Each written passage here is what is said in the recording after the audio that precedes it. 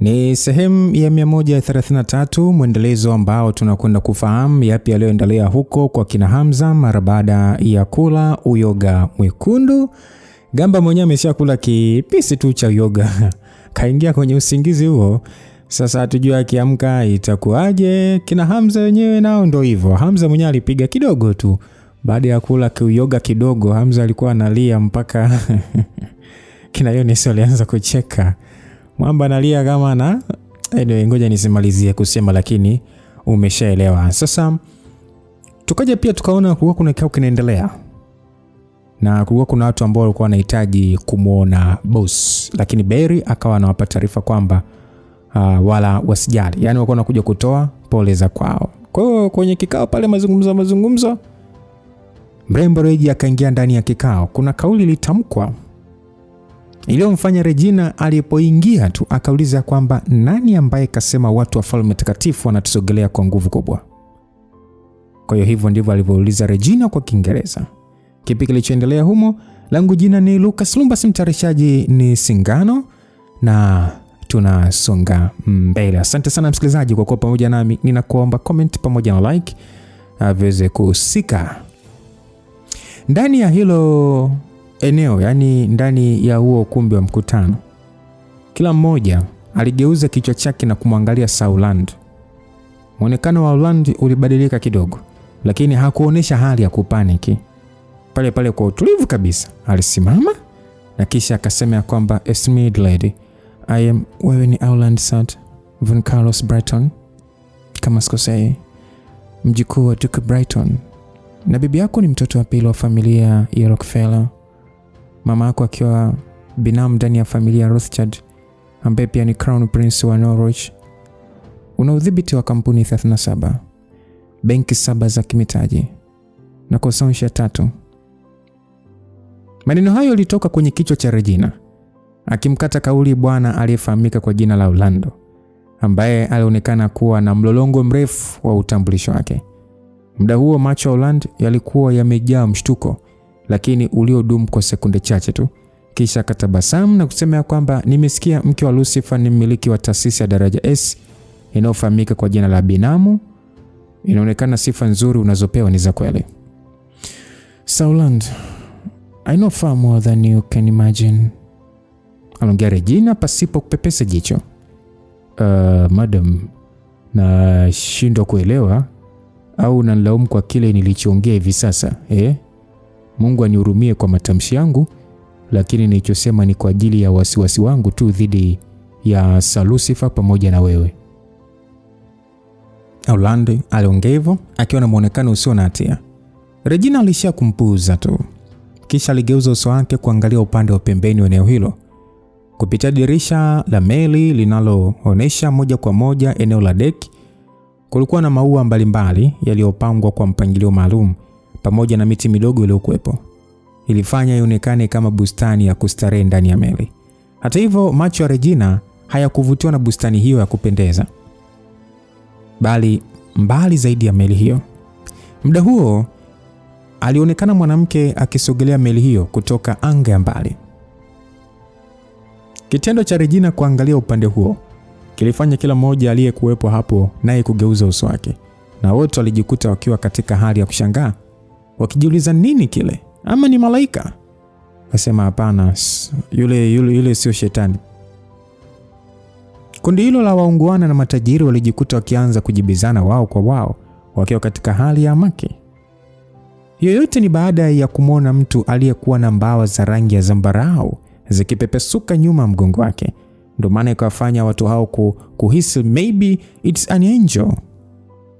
Licha ya mbawa hizo, mtu huyo alikuwa mwanamke mrembo mno, mwenye nywele nyeupe zilizokuwa zikielea hewani kwa kupeperushwa na upepo.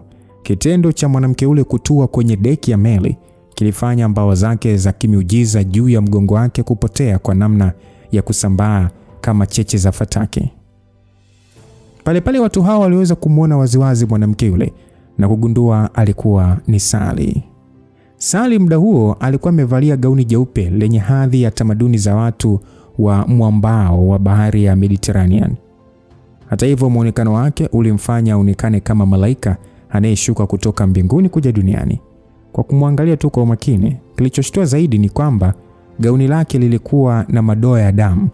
Mara baada ya kufikiria fununu kwamba Sally ndiye aliyeua zaidi ya mamilioni ya watu kwenye jiji la Sao Paulo, kila mmoja aliyekuwepo hapo alihisi ubaridi wa mgongoni. Sally hakujali kuwa akiangaliwa sana na macho ya watu hao. Aliingia ndani ya eneo hilo akiwa ameshikilia kitu kama kibox kilichofungwa na nguo juu yake. Mara baada ya kumsogelea Regina, alishia tu kumwangalia kwa macho yasiyoelezeka. Sally akasema kwamba here it is. Aliongea Sally akiweka kile kiboksi kwenye meza ya mkutano. Regi akasema umefanya kazi kubwa. Aliongea Regina huku sasa akitingisha kichwa. Kisha akasimama na kuongea kwa kukabiliana na macho ya watu hao, akisema kwamba anahitaji kuonyesha jambo. Mara baada ya kutamka maneno hayo, kila mmoja alikuwa na shauku kutaka kujua Regina anapanga kuonyesha nini. Regina alipoondoa ile nguo ya kitambaa cheusi cha hariri juu, hatimaye kibox cha mbao kilionekana.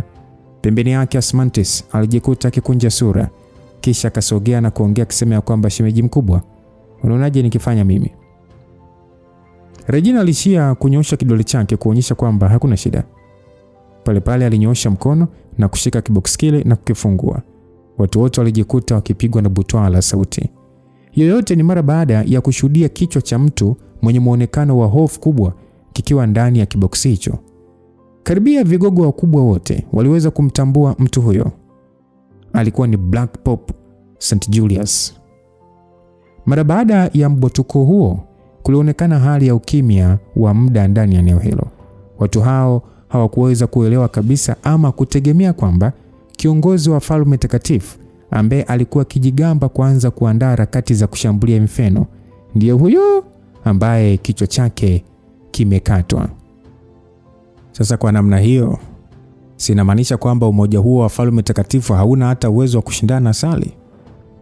Mara baada ya kufikia mambo mengi kwa wakati mmoja, walijikuta ule wasiwasi uliokuwa nao usoni kupotea, na sasa wakiwa katika hali ya kutanabahi.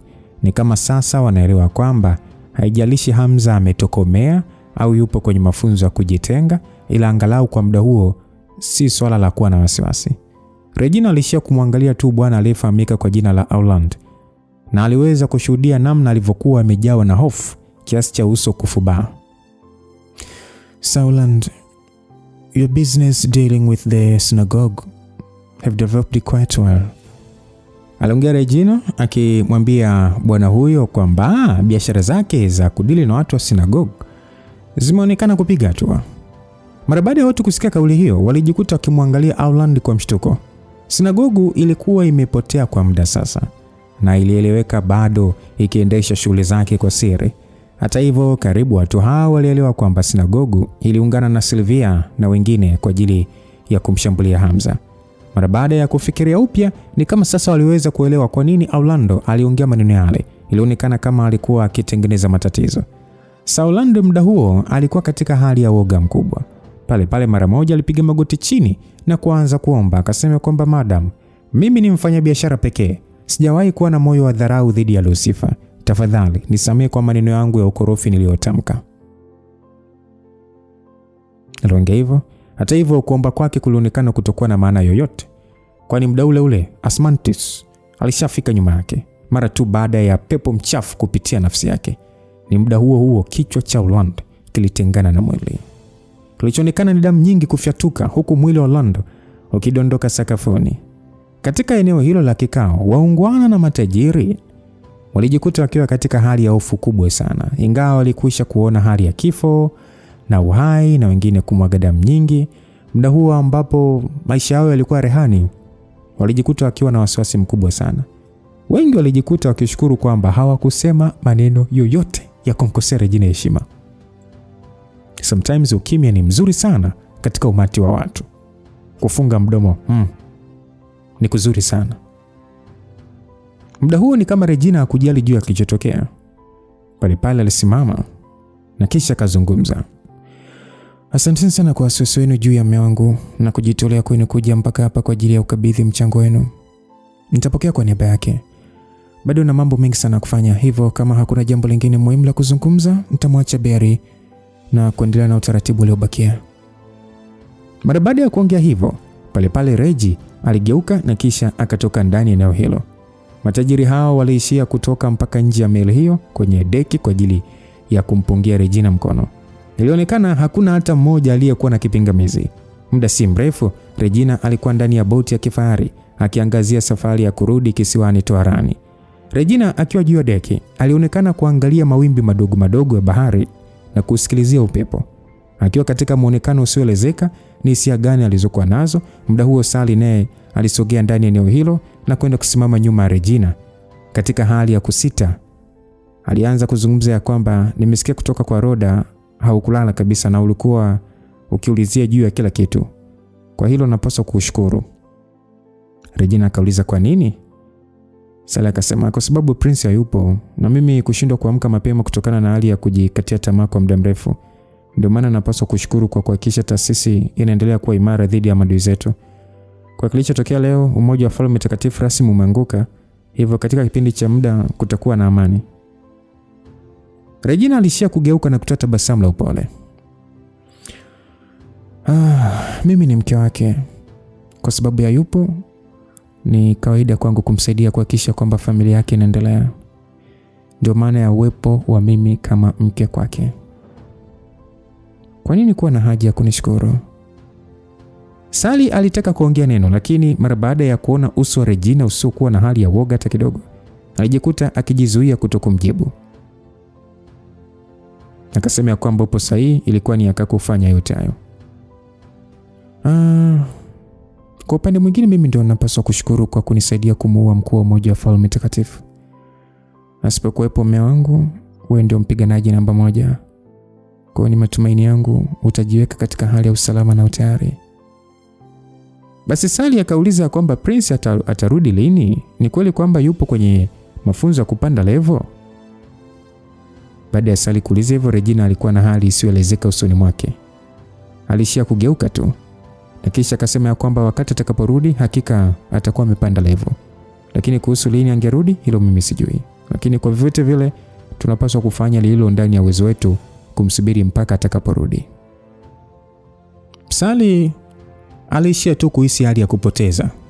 Muda huo ndio alielewa kwamba Regina hakuwa akijua ni lini Hamza angerudi. Ukweli ni kwamba Regina alikuwa katika hali ya matumaini chanya. Basi muda huo walipokuwa wakiongea, mfanyakazi wa meli alikuja na kusema kwamba madam, simu yako inaita. Regina mara baada ya kupokea simu hiyo na kuona anayepiga ni shangazi, alijikuta akikunja ndita kwa sababu kama sio jambo muhimu, shangazi asingepiga simu. Shangazi. No, ndio alivyosema. Okay, nimeelewa, nitarudi muda si mrefu.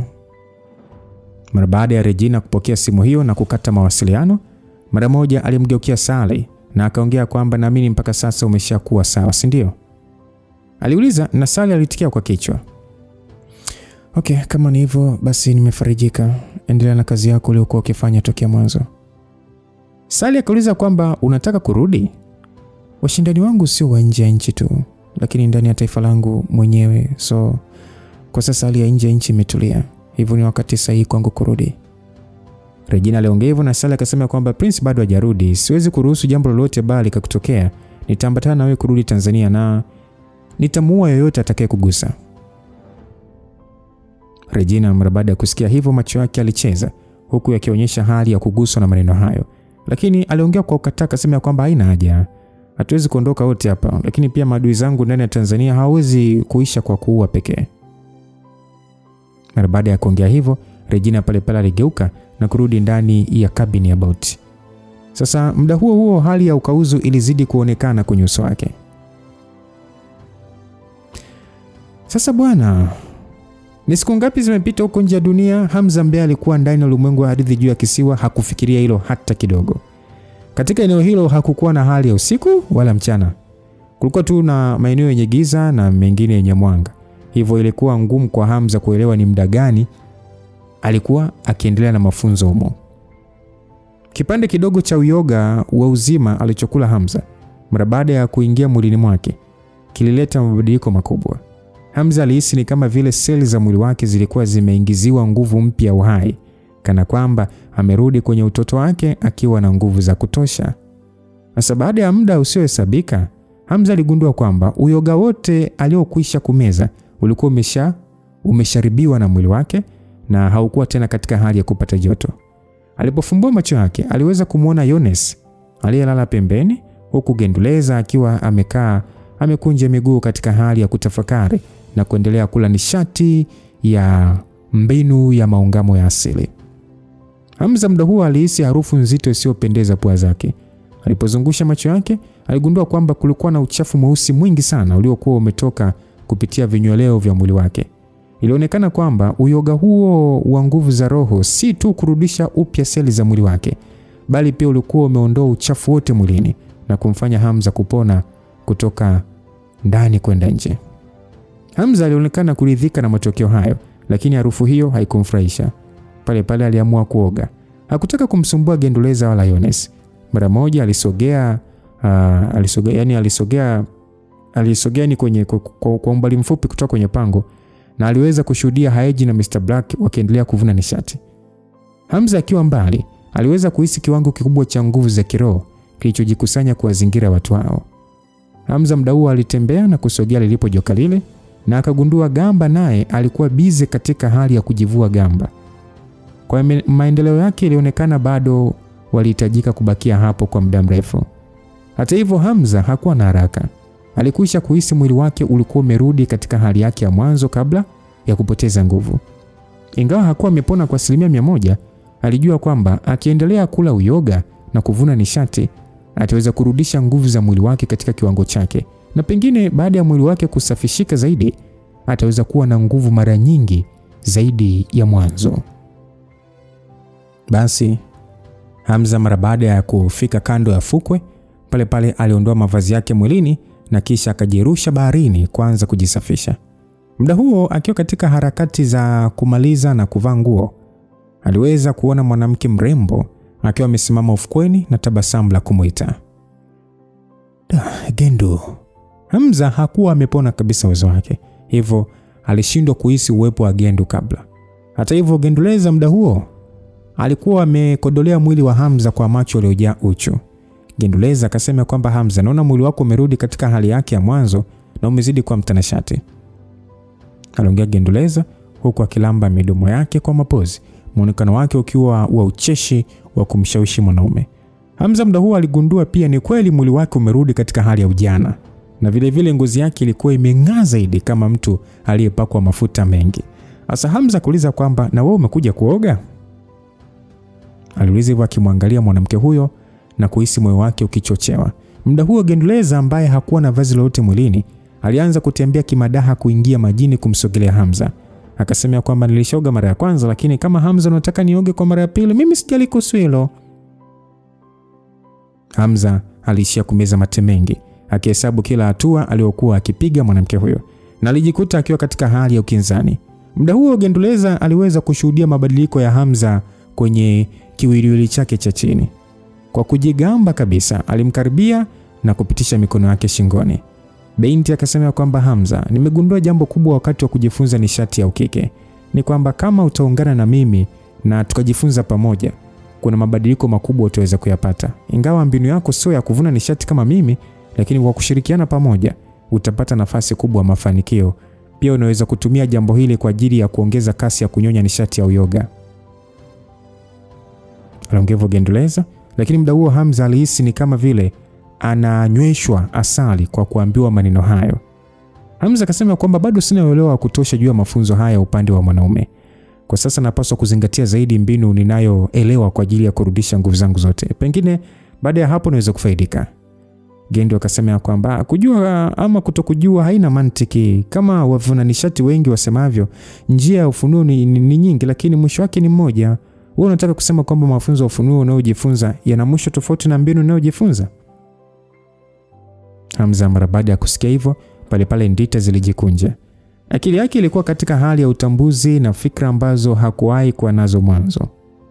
Hamza pale pale alikumbuka moja andiko alilowahi kusoma, kwamba kila kiumbe kimetokea kutoka kwenye chanzo, na ni kwa njia ya kujiungamanisha na chanzo ndipo mtu ataweza kupata uelewa zaidi na zaidi.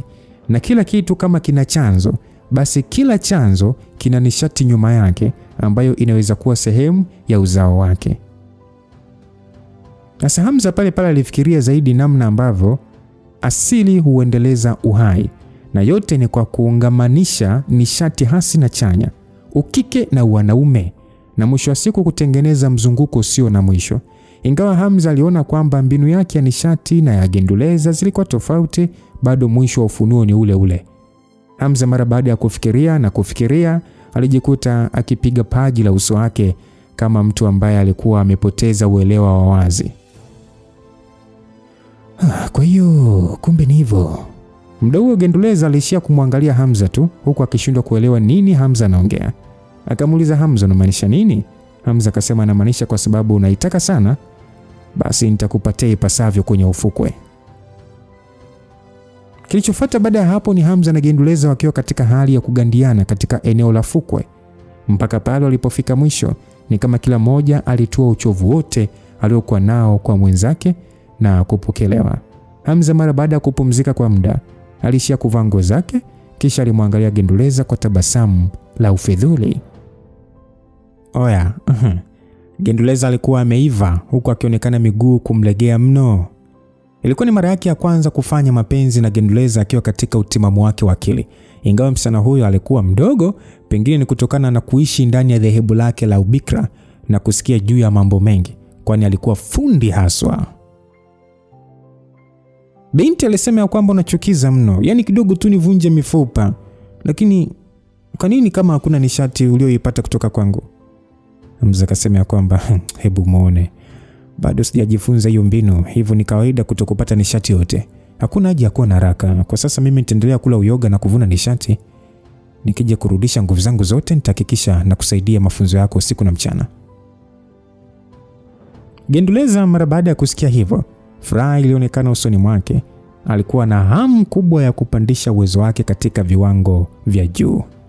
Sasa basi, siku zilizofuatia Hamza aliendelea kula uyoga na kurudisha uwezo wake kabisa. Lakini vile vile aliendelea kushirikiana na Gendu na kuvuna nishati kupitia mapenzi. Na aliweza kuona mabadiliko makubwa aliyomsaidia kupanda level kwa kasi kutokana tu na mipinduko.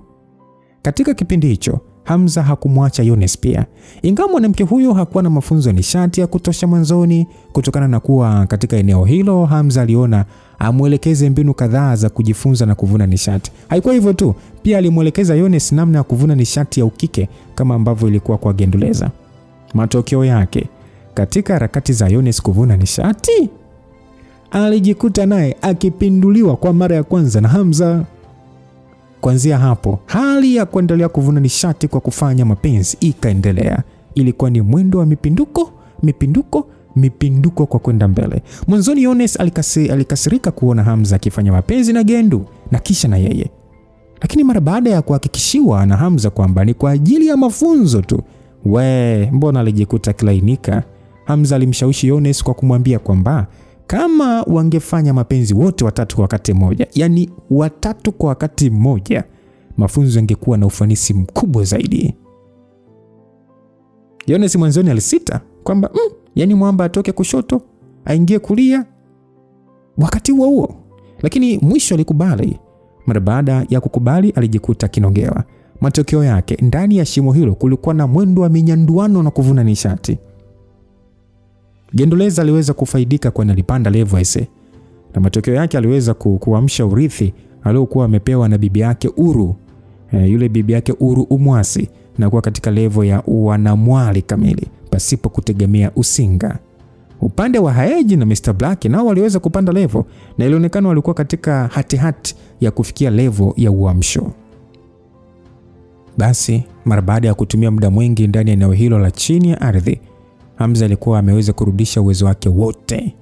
Alikuwa katika hali ya kujishauri kama aendelee kufanya utalii ndani ya eneo hilo au atoke kwanza na kisha akatafute ramani Malibu walioipata kutoka kwa Dr. Bridge kisha arudi kuendelea. Hata hivyo bado joka halikuwa limemaliza kujivua gamba. Hivyo ilikuwa ni ngumu kwao kuendelea na utafiti au kutoka. Hamza kwa kuona kwamba bado haikuwa muda wa kutoka wala kufanya matembezi zaidi, aliona endelee kuvuna nishati. Aliona iwe hivyo mpaka pale ambapo Gamba angeamka ndipo aanze safari ya kutoka. Kwa sababu alijua kuna watu nje walikuwa na wasiwasi juu yake, hivyo alipaswa kuharakisha. Lakini sasa ikiwa imepita muda wa Hamza kuendelea kupandisha uwezo wake kwa level nyingine zaidi, pale pale kutoka umbali wa kisiwa hicho kilionekana kitu kama mtumbwi wenye muonekano wa ajabu ukisogelea kuelekea kisiwa kwa namna ya kupaa pasipo kugusa maji. Juu ya mtumbwi huo walisimama mwanamke na mwanaume. Watu hao kwa pamoja walikuwa wamevalia mavazi ya njano isiyokolea na walikuwa na nywele ndefu walizozifunga kwa kurudisha nyuma. Hata hivyo muonekano wao wa jumla ulionekana wa kale na walitoa hisia za ajabu. Watu wale waliangalia upande wa kisiwa na mara baada ya kuona eneo lile la kilindi limekauka huku uyoga ukiwa umepotea, muonekano wao ulionekana kubadilika sana. Mwanamke kwa hali ya hamaki akasema kwamba hii ni nini? Nini kimetokea? Nani kaiba uyoga wetu wa kiroho? Basi yule mwanaume kwa kukunja sura akasema kwamba haiwezekani. Kama kuna mtu amejaribu kuingia kwenye eneo letu la mamlaka ya Wamanjano tungegundua. Uyoga wetu wa kiroho haujawahi kuguswa kwa miaka mingi. Basi aliongevu mwanaume, kama Hamza angekuepo, angegundua watu hao wawili walikuwa wakiongea lugha ambayo haieleweki. Lugha ambayo haijawahi kusikika duniani. Pale pale tu mwanaume na yule mwanamke waliruka kutoka kwenye kifaa chao cha kusafiria na kutua juu ya kisiwa. Pale pale waliweza kuona joka. Kaulizana, huyu mnyama katoka wapi? Au ndio ameiba uyoga wetu wa nishati? Akasema, hebu liangalie bwana, inaonekana kabisa kutegemea uyoga wetu wa kiroho kubadilika. Mzee akamjibu, ni kwa sababu ya hiki kiumbe kibaya. Itatufanya kupewa adhabu kubwa na master wetu. Lazima nichune ngozi yake. Basi yule mwanamke akasema kwamba subiri kwanza. Yaani kwa nini ni kama hatujawahi kuona mnyama mwenye kichwa cha ajabu kama huyo? Sidhani sehemu ya watu wetu walishawahi kusikia aina hii ya kiumbe. Aliongea yule mwanamke akisii kuna kitu hakipo sawa. Yule mwanaume alijikuta akiangalia joka lililojikunja na kusita kushambulia. Akaamua kusema kwamba ndio, naona nashangaza sasa ulivyoongea ise. Ni mnyama gani aliye ndani ya miliki ya Wamanjano mwenye uthubutu wa kula dawa yetu ya kiroho? Ila lijawahi kutokea kwenye miliki yetu bwana. Yule mwanamke akasema, lakini hata kama limetokea nje ya miliki nyingine, sidhani kama linaweza kuwa na uthubutu wa kula uyoga ambao master wetu ameupanda kwa umakini mkubwa na kulea kwa zaidi ya miaka 1500. Dawa maalum ambayo ni kwa ajili ya viongozi wetu pekee kurefusha uhai wao. Tena kimantiki, kama mnyama huyu ambaye hana damu ya kifalme angekula uyoga huu, angepoteza uhai hapo hapo. Sije kawa sio yeye peke yake aliyekula. Aliongea hivyo mwanamke. Mwanaume akasema kwamba lazima hapa kutakuwa na wezi wengine. Lazima tujue ukweli wote leo hii. Ni sawa tu kwamba kupotea kwa vichane 7 vya uyoga sio hasara kubwa kwetu. Hata hivyo tukienda kutoa taarifa hizi tutaadhibiwa kwa zaidi ya miaka 500. Kwa hiyo hakuna namna ya kujiepusha katika hili. Hapa kinachosikitisha zaidi ni huyu mnyama kuharibu kilindi chake. Itatuchukua miaka 1000 mingine kuweza kutengeneza nta nyingine ya kiroho. Basi watu hao walionekana kuwa katika hali ya majonzi makubwa. Ilionekana miliki ya Wamanjano ilikuwa na uyoga huo pekee na ulikuwa ni kwa ajili ya wafalme wao. Kawaida hawakutarajia kama kuna uwezekano wa kuharibu kilindi hicho, kwa sababu nta walioweka ndani ya kilindi hicho ilikuwa ni ngumu kwa mtu kusogea eneo hilo. Hata hivyo bado kulikuwa na watu waliokuwa wakifanya doria kwa zamu kuhakikisha kwamba eneo hilo linaendelea kuwa salama. Sasa mara baada ya kuona uyoga huo umeibiwa wakiwa zamu, walijikuta wakiwa katika taharuki kubwa ya kuhofia kuadhibiwa na master wao wakirudi kutoa taarifa. Sasa mwanaume akasema kwamba aisee, vyovyote vile hapa kitakachotokea, tumue huyu mnyama kwanza na kisha turudi kutoa ripoti kwa master. Pengine mnyama huyu ni wa kipekee na tukimpeleka kwa master anaweza kutupunguzia adhabu. Anaongea mwanaume. Basi pale pale alipiga hatua na ghafla tu upanga uliokuwa mwembamba sana kama sindano ulitokea mikononi mwake. Yule mwanaume akiwa na upanga ule mkononi alianza kupiga hatua kumsogelea Gamba ambaye alikuwa ndani ya gamba jeupe. Joka huyo alihisi hatari. Gamba pale pale alivyohisi hatari, utashi wake ulimwamsha na akafumbua macho yake. Yule mwanaume akasema kwamba naona macho yake makubwa ya kijani ndani ya gamba lake jeupe. Yule mwanamke kwa makelele akasema kwamba kwa makini. Mwanaume yule pale pale aliweza kushuhudia hali ya hatari kutoka kwenye macho ya joka huyo. macho yaliyokuwa kama yanamtaarifu usijaribu. Yule mwanaume akasema kwamba wewe kiumbe mbaya, unathubutu vipi kuiba uyoga wa uhai na kuharibu kilindi chake huku kidhani unaweza kuishi? Mwanaume yule, licha ya kuwa katika hali ya hofu, alijitahidi kurudi katika hali ya kuwa sawa. Na pale pale alionekana kutokuogopa hata kidogo, na alipiga hatua kwa namna ya kuruka akiwa na nia kulichoma joka lile kwenye kichwa chake. Sasa muda huo Gamba hakuwa amemaliza mchakato wote wa kujivua gamba. Alikuwa katika hatua muhimu sana ya uhai wake, hivyo hakuweza kusogeza mwili wake na alishia tu kumwangalia mtu yule kwa hali ya wasiwasi. Hata hivyo, ni muda ule mtu aliyevalia mavazi meusi aliruka kutoka chini ya kisiwa na kupanda juu akiwa katika shambulizi la makucha akimlenga yule mwanaume. Nguvu ya nishati iliyokuwa imeambatana na makucha hayo iliweza kuonekana wazi. Hata hivyo, yule mwanaume alishia kufyatua silaha yake na kusambaratisha shambulizi lile kabla ya kutua chini na kuongea kwa hamaki ya kwamba wewe ni nani? Yule mwanaume alimwangalia mtu aliyemshambulia. Mwanamke pia alikimbia na kusogea. Yule mwanamke akasema kwamba inaonekana kweli hawa ni wezi wengine. Msikilizaji, Haeji na Mr. Black ambao walikuwa wakivuna nishati ndio waliokurupuka kwa haraka na kusogea eneo hilo mara baada ya kugundua uwepo wa watu hao wenye muonekano wa njano.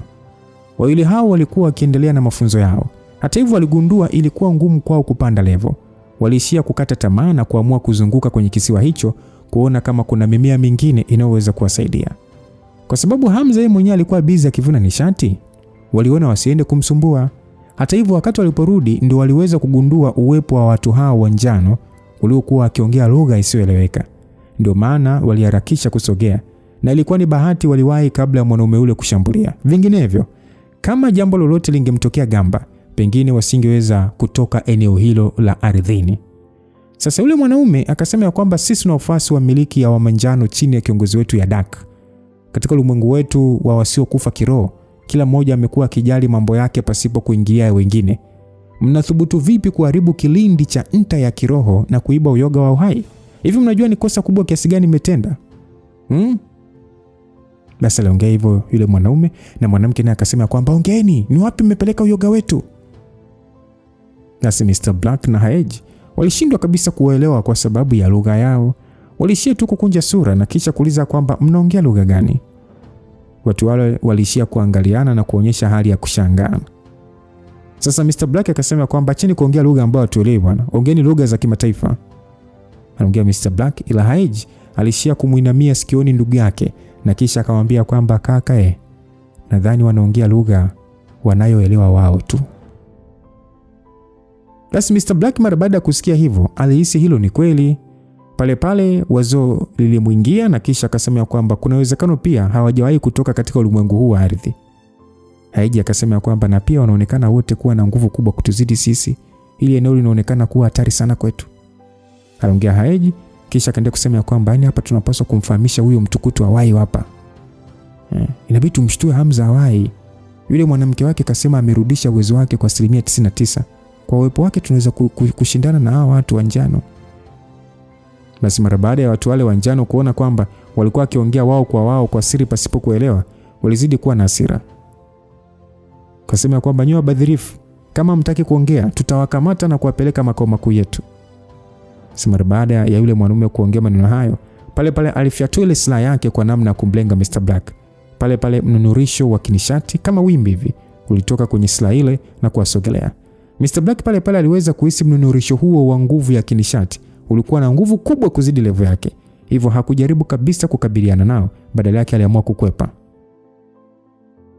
Yule mwanaume wa njano akasema usifikiri kabisa kukwepa. Jamaa alionekana akinyosha mkono wake hewani kama vile anajaribu kushika kitu. Pale pale ule mnunurisho wa mwanga ulionekana kusimama hewani na kuanza kujigawa kama mizizi, ukisambaa pande zote na kutaka kumfunga Mr. Black. Mr. Black mara baada ya kuona nguvu hiyo ilikuwa na uwezo wa kumsogelea alipo, alisha kutumia nguvu zake kuamsha nishati iliyokabiliana na shambulizi lile. Nguvu aliyotoa Mr. Black iliweza kusambaratisha ile mizizi ya kinishati.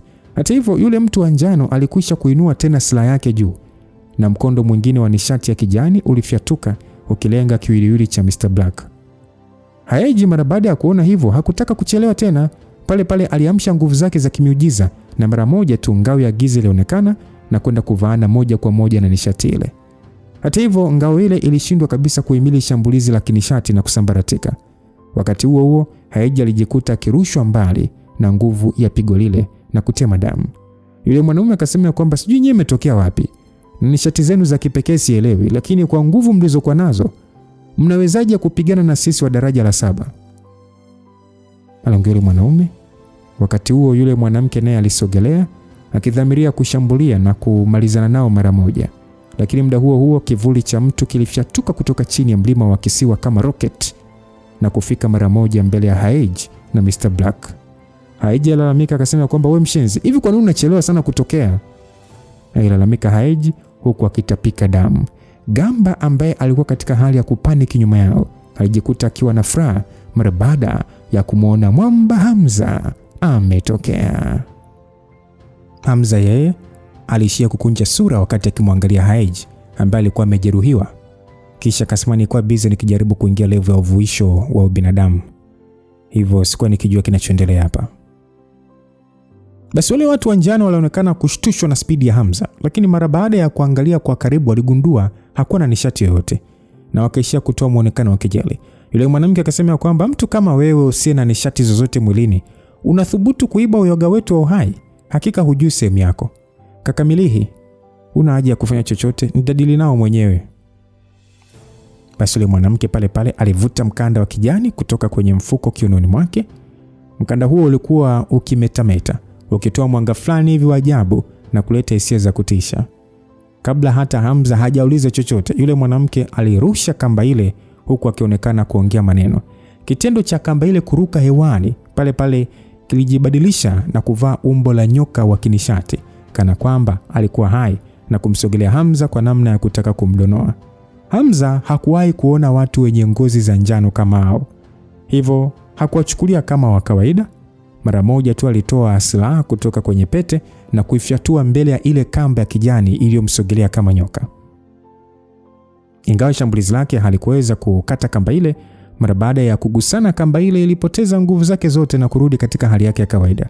Kwa kuangalia kwa ukaribu, ni kama kamba ile ilipoteza ule umetameta wake. Wale watu kwa pamoja walijikuta wakishikwa na butwaa, wakimwangalia Hamza kwa namna kutokuamini. Wote walijikuta wakiwa katika hali ya kuhamaki, wakijiuliza inakuwaje mtu asiye na nishati zozote mwilini mwake awe na uwezo wa kuachia pigo la kusudi. Basi mwanaume akasema kwamba wewe dada mdogo, hapa tunapaswa wote kushambulia kwa wakati mmoja. Huyu mtu inaonekana kaficha uwezo wake makusudi kabisa. Dada mtu akasema kwamba hata mimi ndio nilichowaza. Basi yule mwanaume naye alijiweka mkao wa kushambulia, uso wake ukiwa umejaa ubaridi wa hali ya juu. Hamza upande wake hakuelewa wawili hao walikuwa wakijadiliana nini kutokana na lugha yao, lakini aligundua kwamba baada ya kupona kwa kutumia uyoga ule, nguvu yake ya kusudi ilikuwa kubwa sana kuliko mwanzo. Hata hivyo aliona kimsingi nguvu yake ya mwili isingeweza kuwa na athari kubwa kwenye nguvu yake ya kusudi. Aliona pengine ukubwa wa nguvu hiyo ya kusudi ulitokana na ile mara ya kwanza alipojaribu kupitia mgawanyiko pamoja nayo na hata kuruhusu pepo la ndani kumtawala, yani pepo la ndani yake kumtawala. Ni kama vile katika matumizi yale ya nguvu ya kusudi la giza na kupitia mgawanyiko ilimpa uelewa mwingine juu ya nguvu yake ya kusudi. Hamza aliona hata pasipo kupitia mgawanyiko angeweza kudili na watu wa level ya Lovran na Nicholas kwa pamoja. Asa muda huo wale watu walijikuta wakianza kumshambulia Hamza kwa mara nyingine, tena kwa kushirikiana, mwingine akiwa kushoto na mwingine kulia. Wote waliachia nguvu ya mnunurisho wa kinishati. Ingawa mashambulizi yao yalikuwa tofauti sana na nguvu ya nishati ya kawaida, bado yalikuwa na ukali wa ajabu. Asa Hamza naye aliweza kugundua namna watu hao walivyoshambulia. Ilikuwa ni kama watu wa kawaida, lakini mbinu zao zilikuwa tofauti sana na za ubora wa hali ya juu. Ni kwa bahati mbaya tu walijikweza sana kutaka kujaribu kushindana na Hamza. Hamza pale pale hakutaka kuendelea kupoteza muda. Aliita silaha kama 4 hivi kutoka kwenye pete na kisha akaanza kuzungusha mwili wake, akifanya mashambulizi ya kurudisha mapigo. Silaha alizoshikilia mkononi zilianza kuongezeka spidi yake. Mikono yake ilionekana kwa kasi ya juu ikibadilisha silaha hizo. Kila hatua aliyopiga kusogelea watu hao walihisi ni kama vile wapo mbele ya dhoruba ya silaha. Ilikuwa ni mara ya kwanza kwa Mr. Black na Haji kuona Hamza akichukua hatua ya namna hiyo tangu apone. Walichoweza kuona ni mikono ya Hamza ikicheza tu, huku silaha zikizunguka angani kama vile mapanga boy ya ndege. Hasa Haji akasema kwamba huyu mtoto uwezo wake unazidi kwenda mbali kiasi cha kutisha. Aliongea hivyo Haji ambaye hata alikuwa amesahau kama alikuwa amejeruhiwa. Hasa wale watu wa miliki ya manjano walijikuta wakihisi kwamba hawakuwa na uwezo wa kuhimili nguvu ya kusudi ya Hamza. Sio hivyo tu, pia walishindwa kukabiliana na silaha zile zenye kasi. Hasa yule mwanaume akasema kwamba pumbavu, hata kama ni askari kutoka miliki ya jiwe la mwanga, haiwezekani kuwa na mbinu na nguvu ya namna hii.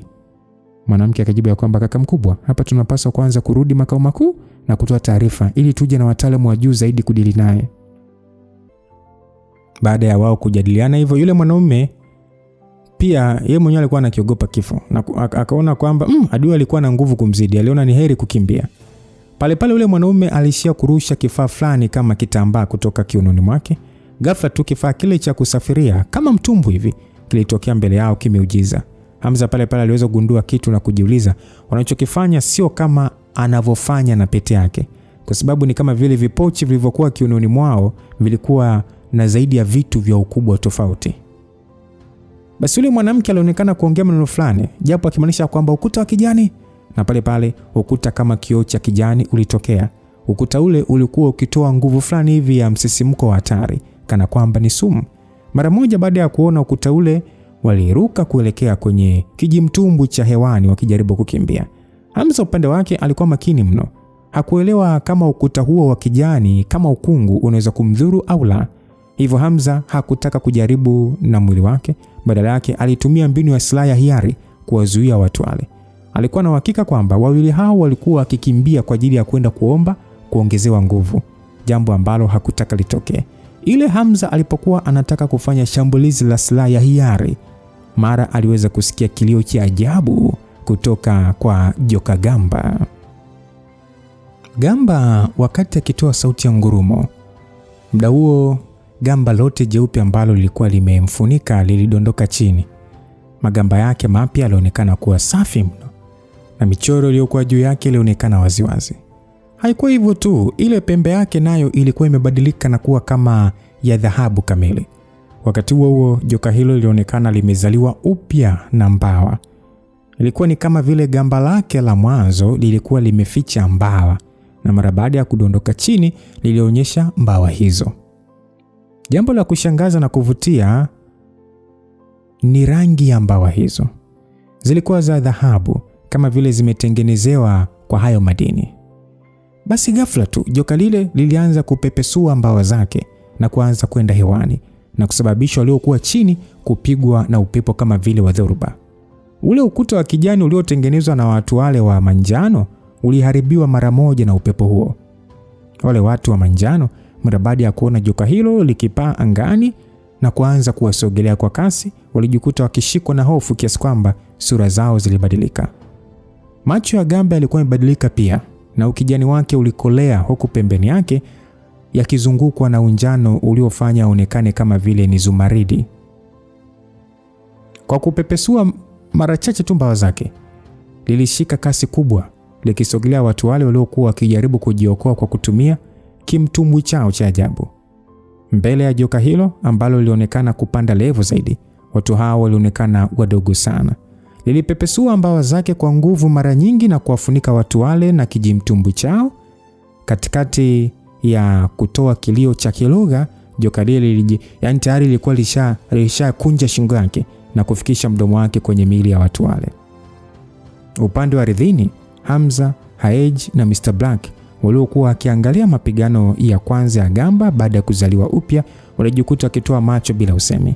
Ukiachana na Gamba kuongezeka nguvu, kulikuwa shangaza yani ni kitendo cha joka hilo kuwa na mbawa. Genduleza akasema kwamba Hamza, hili ni lile lijoka. Mungu wangu, kwa nini Mungu wetu mlezi anapaa? Alikuwa ni Genduleza, aliongea kwa mshangao baada ya kufika eneo hilo akiambatana na Yones. Hamza alishindwa kujizuia na kuanza kufikiria moja wa wanyama ambao alishawahi kusoma kwenye vitabu vya hadithi nyingi juu ya wanyama hao wakubwa wanaoweza kupaa, mfano wa dragon na simba mzalabari. Hamza aliona kama ilikuwa kweli, basi kulikuwa na uwezekano wa Gamba kujibadilisha na kuwa simba joka mbeleni. Mara baada ya kuona maadui zake amekwisha kuwamaliza, Gamba alishia kugeuza kichwa chake kwa namna ya kuridhika na kisha alipaa na kurudi alipo Hamza. Kilichofuatia ndicho kilichowashangaza zaidi, kwani mara baada ya kuwasogelea Hamza, lilitingisha mwili wake kwa nguvu na ghafla tu mwili wake ulisinyaa kwa kasi kubwa ya kuonekana kwa macho. Ndani ya muda mfupi tu lilisinyaa na kuwa na saizi ndogo kama ya mkono wa mtu. Kila kitu kuanzia mwili wake na mbawa zake vyote vilisinyaa na kuwa katika uwiano wa udogo. Kilichopendezesha zaidi ni macho yake na pembe yake iliyokuwa ndogo.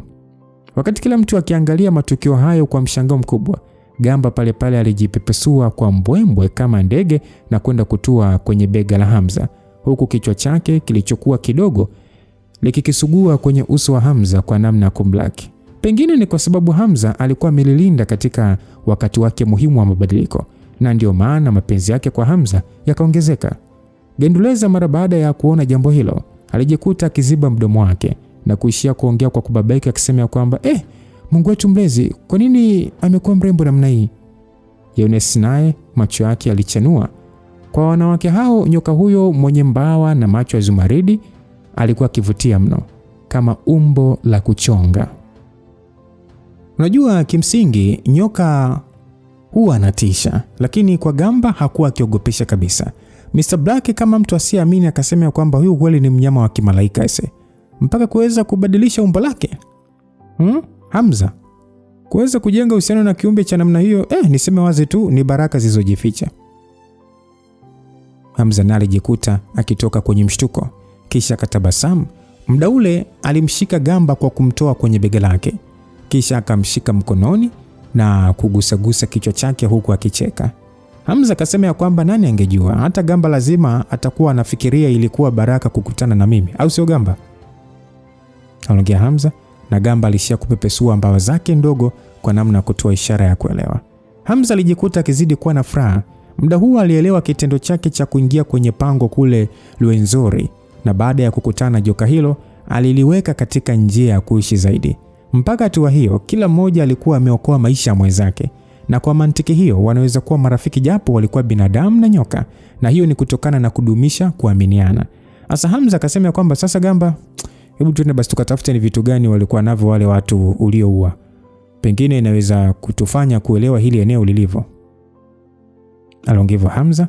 Chini eneo la kisiwa hicho, Hamza na wenzake waliweza kuona kile kifaa aina ya kijimtumbwi kikiwa kimeharibika, pamoja na nguo za wale watu wote wawili. Hamza hakuwa na tamaa ya kitu kingine chochote zaidi ya vile vipochi ambavyo watu wale walikuwa wamevaa kiunoni. Sasa Mr. Black akasema kwamba muda ule walionekana kutoa boti ile kwa njia ya kulita tu kupitia hivi vipochi. Inaonekana kuna uwezekano vipochi hivi vina muunganiko na ulimwengu. Aliongea Mr. Black. Hamza alijaribu kuchukua kipochi kimoja na alitumia njia ile anayotumia kwenye kuwasiliana na pete. Kisha akajaribu kuchunguza nini kipo ndani ya vipochi vile. Na aliweza kugundua kupitia njia ya kiroho kulikuwa na vitu kadhaa ndani yake.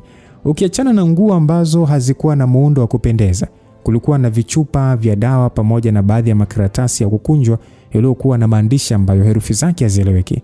Jambo moja tu lilomshangaza Hamza ni mara baada ya kugundua ndani ya nafasi ya anga ya vipochi hivyo, aliona kulikuwa na mawe ya mfano wa madini.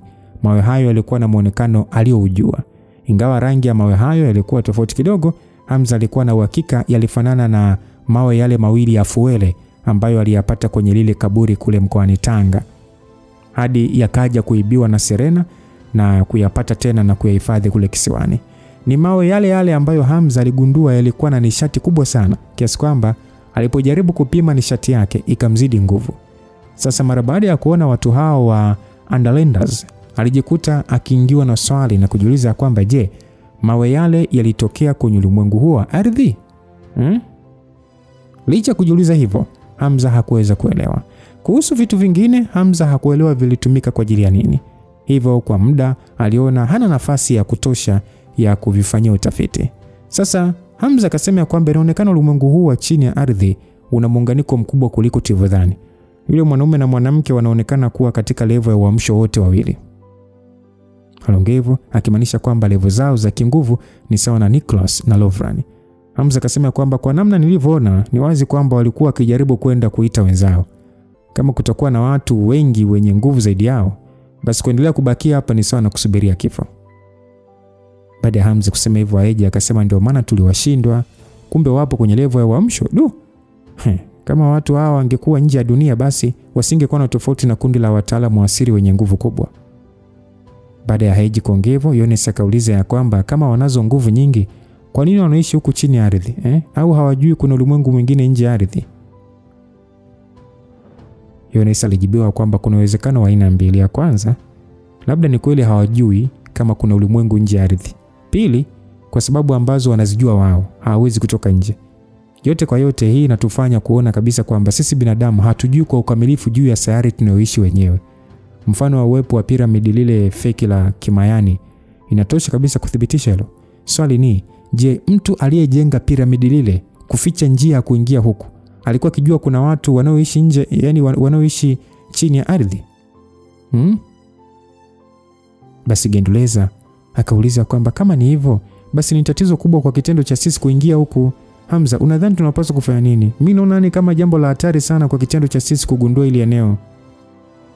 Hamza alishia kushusha pumzi tu. Aliona kwamba eneo hilo si la kuendelea kubakia hata kidogo. Hata hivyo, aliona baada ya kudumu eneo hilo kwa muda, amefaidika kwa kurudisha nguvu zake zote. Hivyo haina haja kuendelea kubaki.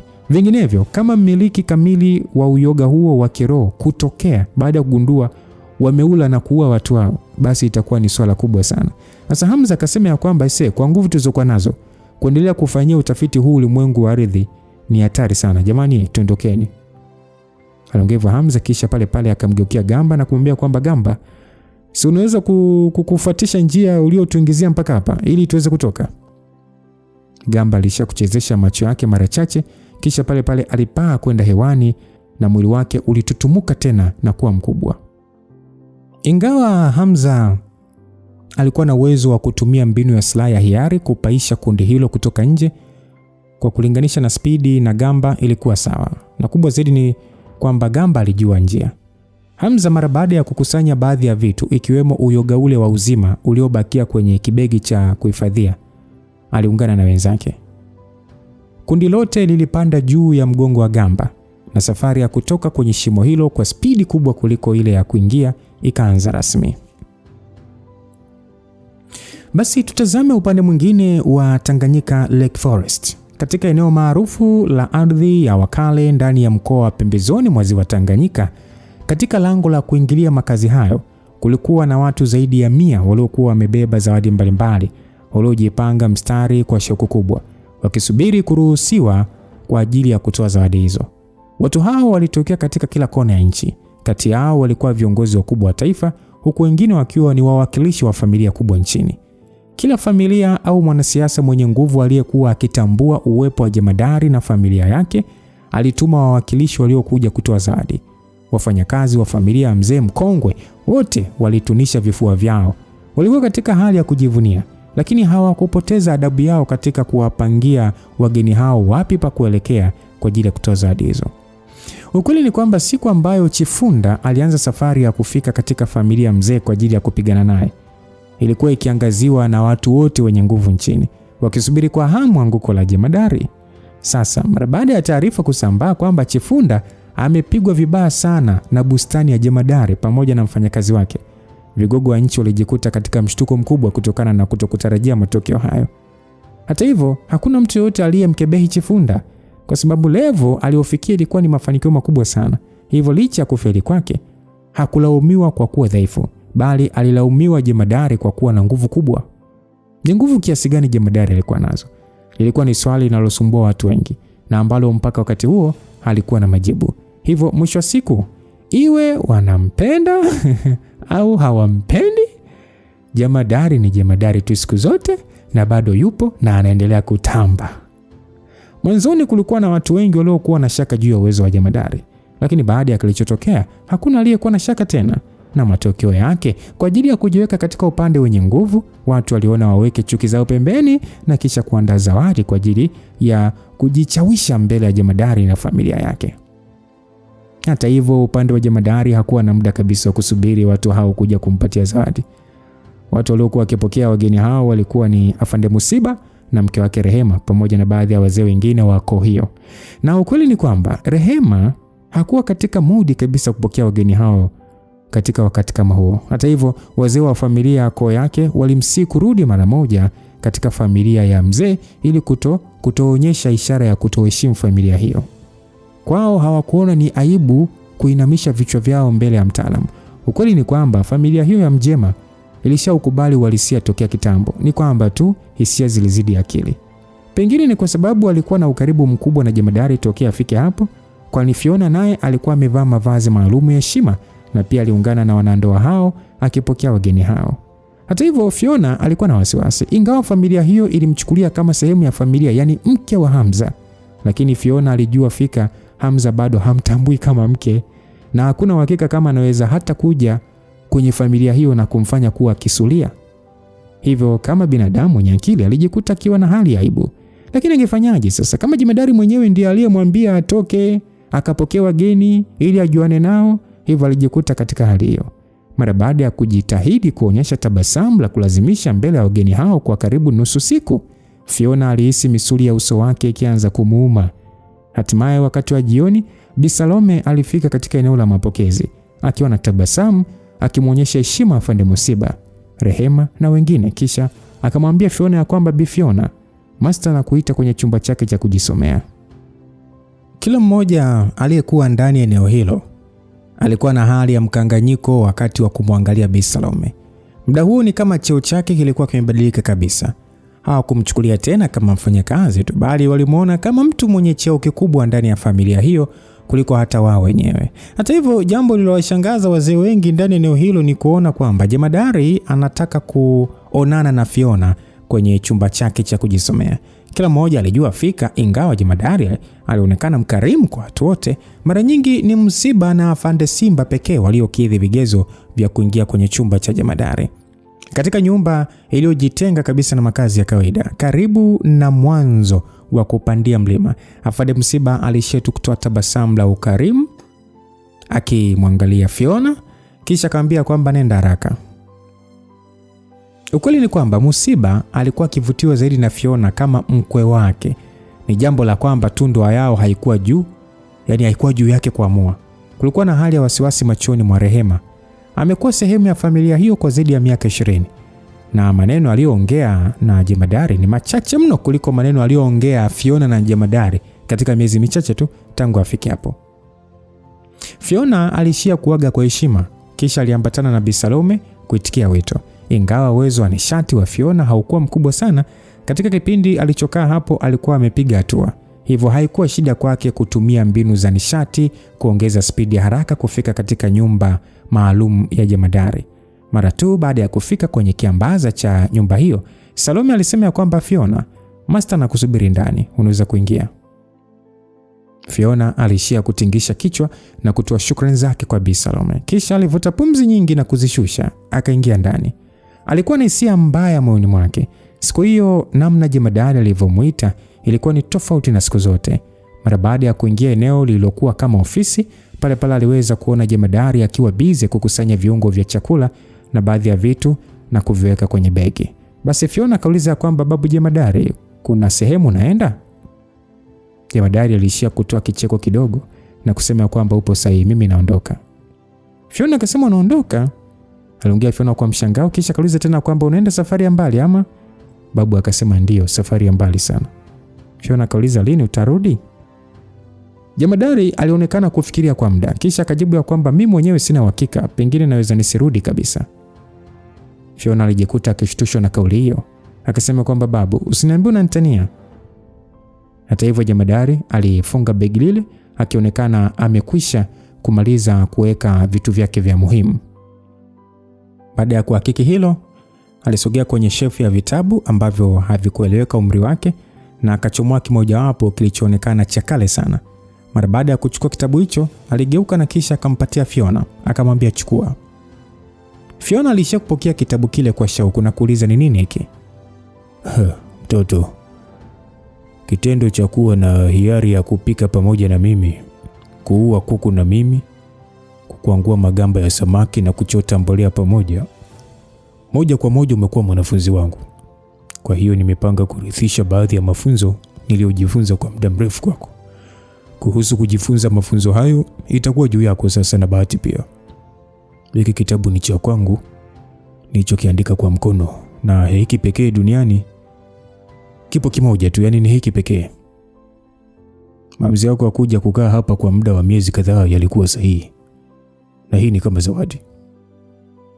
Fiona alijikuta akiwa na muonekano usioelezeka. Alijiuliza, jemadari anamaanisha nini kusema mwanafunzi wake? Alijiuliza, au kitabu hicho ni zaidi ya siri za upishi? Aliona inaweza kuwa sahihi kwa sababu hakufundishwa chochote juu ya mafunzo ya mapigano wala nishati. Hivyo ni ngumu kupatiwa kitabu kinachohusu mapigano. Fiona alishindwa kujizuia na mara moja alianza kufungua kitabu hicho na kuanza kusoma. Mara baada ya kuona kilichoandikwa ndani yake, macho yake yalichanua sana. Fiona alisema kwamba hiki kitabu kinahusu safu ya ulinzi wa bustani. Fiona alikwisha kuona namna ambavyo jemadari alipanda bustani. Kumbe bustani hiyo ilikuwa safu ya ulinzi na aliitumia kumshambulia Chifunda. Safu hiyo ya kushangaza ilikuwa ni kama jambo la kimiujiza ambalo huwezi kusikia popote. Tokea siku ile, Fiona alikuwa akijaribu kila siku kukariri namna bustani hiyo ilivyotengenezwa, akitaka kujua namna ya kutengeneza yake mwenyewe. Sasa kama siku hiyo jemadari anampatia siri juu ya mbinu hiyo kwenye kitabu kabisa, kwa nini asiwe na furaha? Babu akasema ya kwamba huna haja ya kushangaa. Nikishaondoka hapa, hili eneo lote na hii maktaba ya vitabu itakuwa mali yako. Fiona mara baada ya kusikia hivyo alijikuta akishangaa zaidi na kujiuliza, ina maana ni kweli jemadari anaondoka na hatarudi tena? Sasa Fiona akasema kwamba babu, unaenda wapi? Lakini familia haiwezi kuwa imara bila uwepo wako. Watu wengi wanajaribu kuomba fadhila na familia hii. Kama usipokuwepo familia itakosa nguvu. Babu akasema kwamba kama itakosa nguvu na ikose tu. Hao watu watukutu wadogo sidhani wataishi kwa kunitegemea mimi milele. Fiona akasema ni kweli, lakini ni wapi unaenda babu? Ni kwa sababu kuna adui mkubwa sana unaenda kupambana naye ama?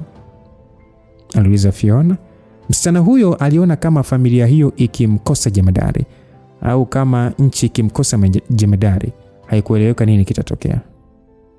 Tokea siku nyingi Tanzania imekuwa Tanzania pasipo kuingiliwa. Licha ya kumiliki siri za teknolojia zinazomezewa na mataifa makubwa na kushindwa kufanywa chochote, yote hayo ni kutokana na uwepo wa jemadari. Sasa kama kwa miaka mingi jemadari amekuwa kiongozi wa vita na sasa ameondoka, nini kitabakia? Upande wa jemadari hakujibu swali la Fiona. Badala yake aliinua mkoba wake wa kizamani, akaubeba begani na kisha akatoka nje ya chumba hicho. Salome alikuwa amesimama tu nje akiwa na uso uliojaa na tabasamu la heshima. Babu akasema kwamba binti, kama bahati kitokea tutakutana tena. Sauti hiyo ilikuwa ni kama ya mwangwi, yani sauti ya mbali. Fiona aliyekuwa amesimama ni kama vile macho yake yameingiwa na kiwingu. Alipopepesa macho yake hakuweza kumuona jemadari na Bi Salome tena. Ilikuwa ni upepo tu uliompepea, ulioambatana na matone ya dalili ya mvua. Msichana huyo mrembo alionekana akiwa katika hali ya kuduaa, huku mkononi akiwa ameshikilia kitabu. Unahisi hawa watu wameenda wapi? Jemadari ndio ana dead hivyo? Yaani inakuaje mpaka mtu kukuambia kukurithisha vitu? Basi turejee jijini Dar es Salaam.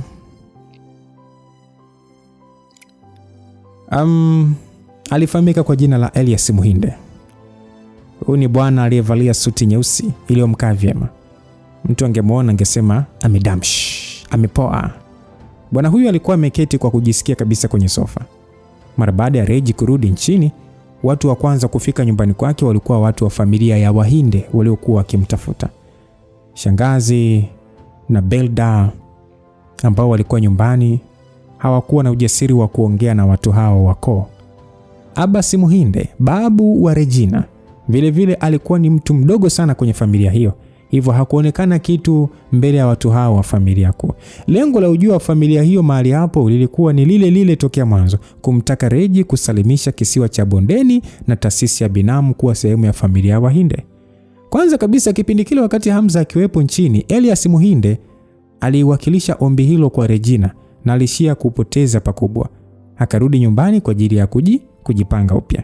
Lakini mara baada ya kusikia ama kuona Hamza alikuwa ametoweka kwa zaidi ya mwezi, Na mara baada ya kufanya utafiti wao wa kina na kuthibitisha Inferno haikuwa tishio tena kutokana na Hamza kutokujulikana alipo, basi moja kwa moja walijawa na uhakika kwamba Hamza amekwisha kufariki muda mrefu au amekuwa kilema.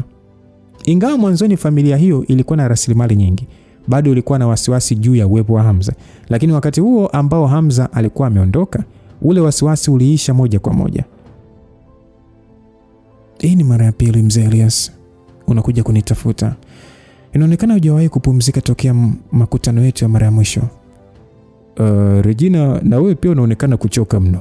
Kuna viashiria hujapata usingizi mzuri kwa muda mrefu, aliongea bwana Elias Muhinde, huku akiwa na muonekano wa wasiwasi juu ya Regina, lakini muonekano uliokuwa umejaa majivuno ndani yake. Ukweli ni kwamba muonekano wa Regi ulionekana ni wa kichovu sana.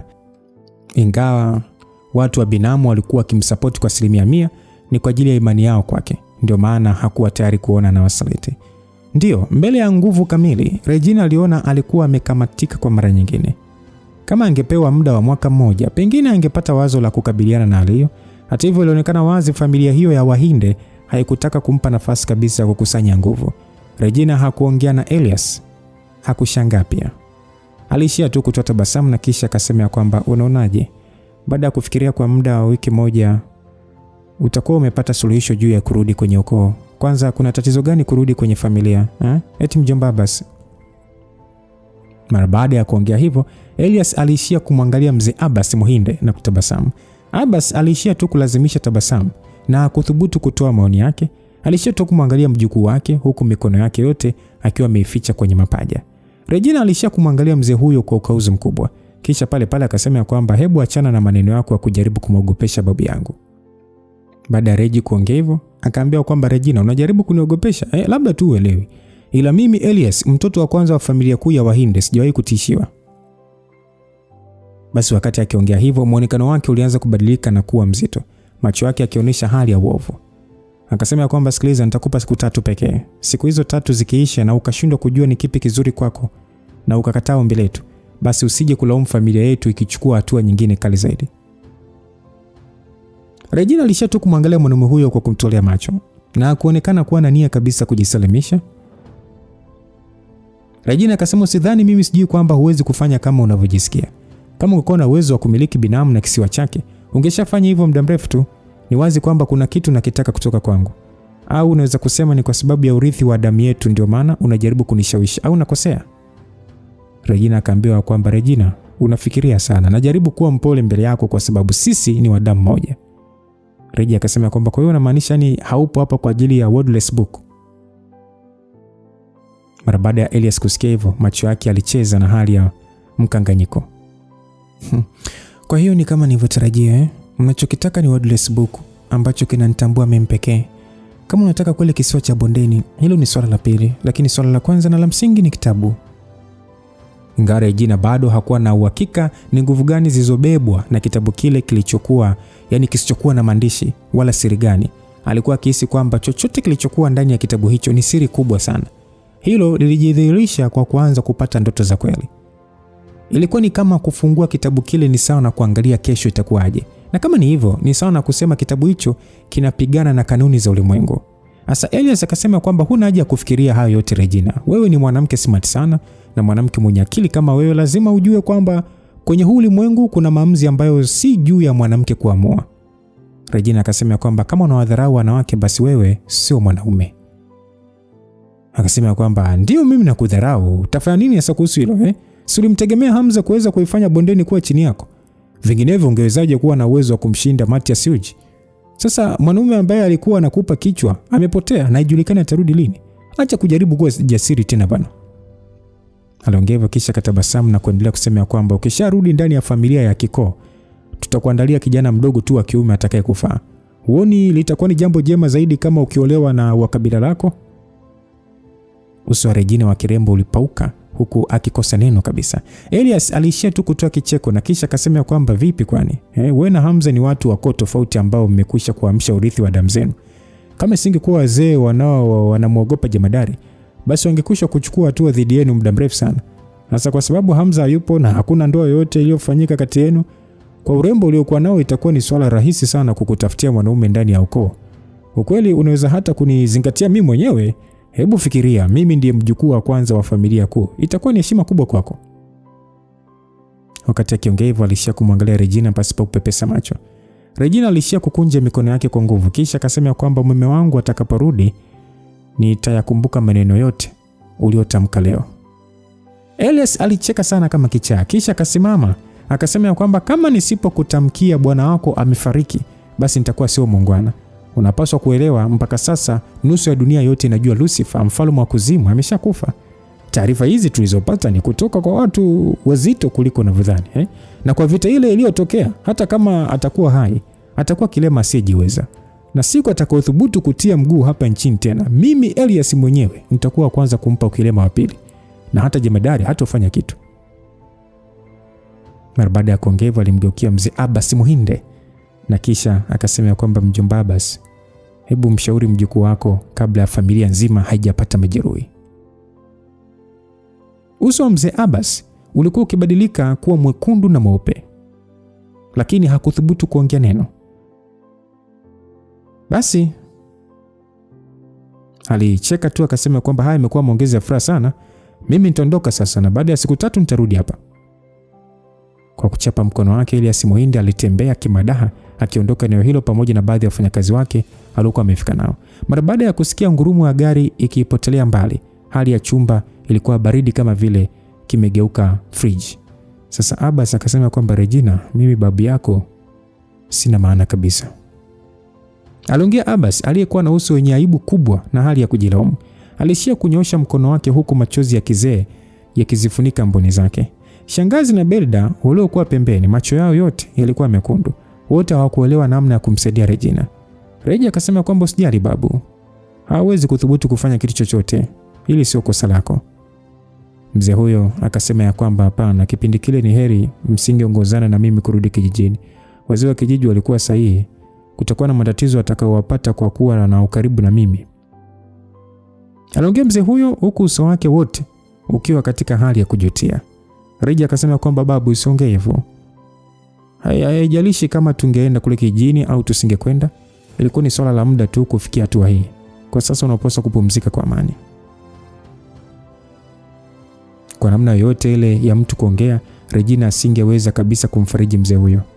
Mara baada ya Regina kunywa supu aliyoandaliwa na shangazi, moja kwa moja alipanda ngazi na kwenda kwenye chumba chake cha kujisomea ghorofa ya pili. Mara tu baada ya kufungua mlango, alipulizwa na ubaridi mkali mno kama vile amefungua mlango wa friji. Hata hivyo, Regina hakushangazwa na hali hiyo, badala yake aliingia ndani. Regina akasema ya kwamba Jory, kwa nini umegandisha chumba tena na ubaridi? Msikilizaji, chini ya shefu ya vitabu alionekana kasa mkubwa kweli, ambaye alikuwa amejilaza kivivu chini. Alikuwa ni kasa mkubwa mwenye upana wa zaidi ya mita 1.5 na miguu yake ilikuwa mikubwa kama vile ni kigoti cha mkono wa mtu. Kwa kumwangalia tu ungemtambua kama kobe na sio kasa tena.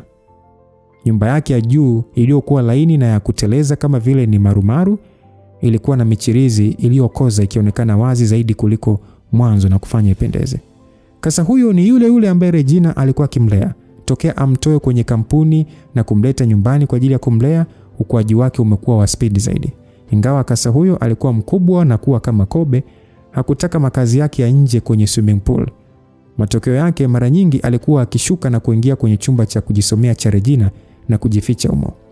Sasa shida ni kwamba hewa aliyokuwa akipumua ilikuwa yani ni ya baridi sana, kiasi kwamba kadri alivyokaa ndani ya chumba kinageuka kuwa kama chumba cha barafu. Ni bahati tu Regina hakuathiriwa sana na hewa ya baridi kutokana na mafunzo yake kinishati. Sasa Regina alisema kwamba kwa uwepo wako ndani ya hii nyumba, nadhani haina haja tena kuendelea kutumia AC. Aliongea Regina huku sasa akichuchumaa na kutelezesha mkono wake juu ya nyumba yake. Kasa huyu ni kama aliona Regina alikuwa na hisia za huzuni. Alishia kuinua kichwa chake na yani ni kama alikuwa akisugua hivi kwenye miguu ya Regina kama vile akijaribu kumfariji. Regina alishia kuinamisha kichwa chake kana kwamba anajaribu kuangaliana na mtu. Kisha akajiuliza kwamba Jory, napaswa kufanya nini? Kwa nguvu nilizokuwa nazo mimi siwezi kupambana na Wahinde. Nguvu alizokuwa nazo mume wangu nje ya nchi ni ngumu kuziingiza Tanzania na kunisaidia. Alafu kubwa zaidi, hata nikimleta Sally hawezi kuleta mabadiliko makubwa. Sasa licha ya kuongea na kobe huyo, alionekana kutokuelewa chochote. Regina aliishia kuligeukia dirisha na kisha kuongea kwa majonzi, akisema kwamba mume wangu, unarudi lini? Ndani ya ulimwengu wa giza, Hamza na wenzake walikuwa bado juu ya mgongo wa Gamba, wakiondoka kwa spidi wakifuata njia walioingilia. Gamba alionekana akijua njia vizuri tu. Pia Hamza alikuwa na kumbukumbu ya juu ya ramani ile ya andiko la kale la mabara, hivyo haikuwa ngumu kwake kujua uelekeo. Wakati wakiwa njiani, walikuwa na wasiwasi kutakuwa na watu wanaoishi chini ya ulimwengu huo watakaowafukuzia, lakini ilikuwa ni bahati kwamba hawakuhisi chochote.